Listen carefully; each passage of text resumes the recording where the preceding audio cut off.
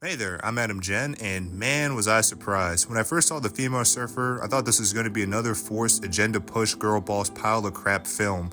But surprisingly, the movie was kind of decent. So before I get into the film, this review will have spoilers. So if you haven't watched the movie, then go ahead and watch it. If you're still here, then let's get on to the review. The film focuses on the Fantastic Four and them being the new top heroes on Earth. Rest in peace to the Avengers. The female surfer appears and warns Earth of her master Galactus. The Fantastic Four goes to negotiate with Galactus to not eat Earth. Galactus decides he won't eat Earth if Sue's baby Franklin takes over his role as the Devourer of Worlds. The plan obviously fails, and pretty much the plot is that Galactus is Coming for you, boy. And I'm coming hard. Yep, that's right. Galactus is getting that baby oil ready and is taking a trip to an island, all for Franklin.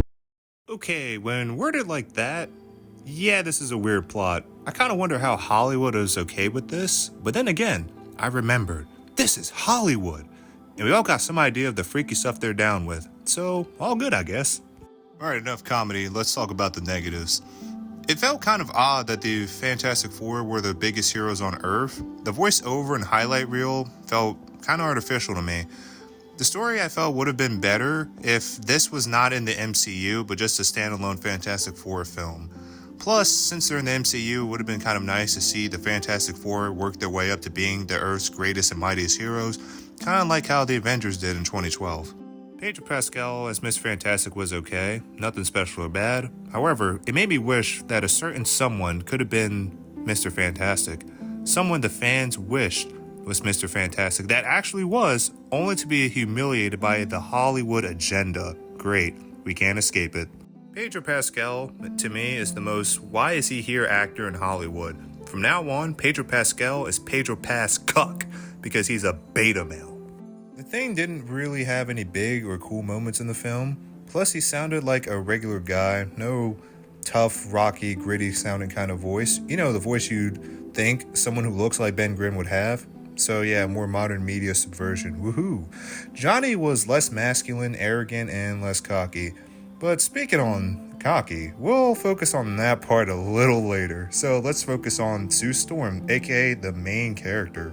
I'm certain there's one question that lingers over this film that's in the viewers' minds, and that question is this: was Sue Storm a girl boss? And the answer is almost, but no, she wasn't. The issue with Sue is that she has all the big important moments that actually matter, or that anyone's actually going to care about. She went to space pregnant, and yeah, I'm pretty sure you know what happens. She talks no jutsu to a crowd of people who are scared of Galactus.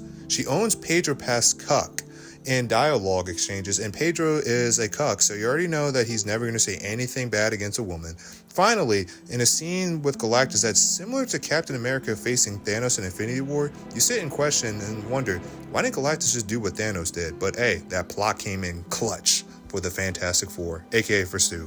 In defense of Sue Storm, she actually has some empathy and cares about her family and the people of Earth in this film. Plus, she's not a stereotypical girl boss thinking that it's all about me, all about me. Screw everybody else. I'm the GOAT. I'm the greatest of all time. Screw all of you. Plus, there was a potential cringe scene of Pedro Pascuck trying to promote this tokenism thing, but Sue didn't care at all, thank God. Plus, and yes, I'm going to use the comics, the endless retconning nightmare machine. Sue can be pretty OP. Sure, not as OP as Phoenix Force Jean Grey or House of M Scarlet Witch, but if Sue wanted to, she can create a force field in someone's head, then turn someone brain dead. Plus, in the movies, it's not like what she did was a, oh my god, slay queen, slay moment. So Sue pretty much went to overdrive and nearly died. A shame Mr. Fantastic didn't go and make a certain device that could have saved the day, but hey, I guess that's for another film, but this is the MCU, so I'll keep my standards low. Alright, time for potential girl boss number 2, aka female Silver Surfer. So yeah, the Johnny romance plot practically saves her and adds to her character.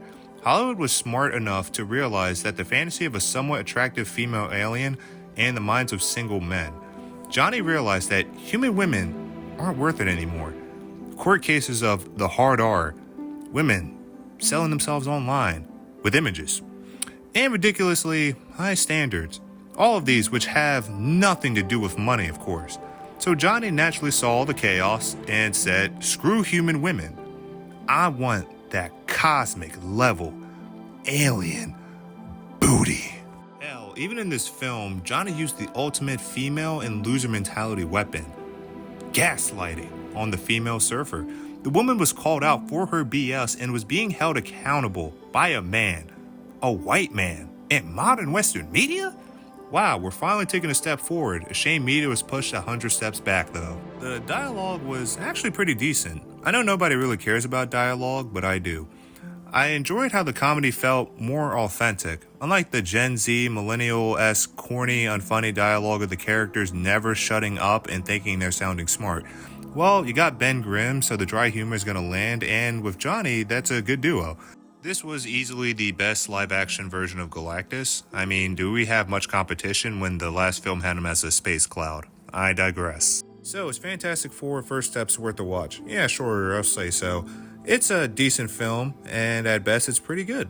Now, I don't think the film changes the superhero genre much, but if you like superhero films, then you'll like this one. The Fantastic Four is actually pretty good in comparison to the other MCU films we've been getting for the past 5 years. Fantastic Four First Steps are possibly taking the MCU's next steps into a better direction. Alright, that's it for the video. Thanks for watching, guys, and have a good one. Peace.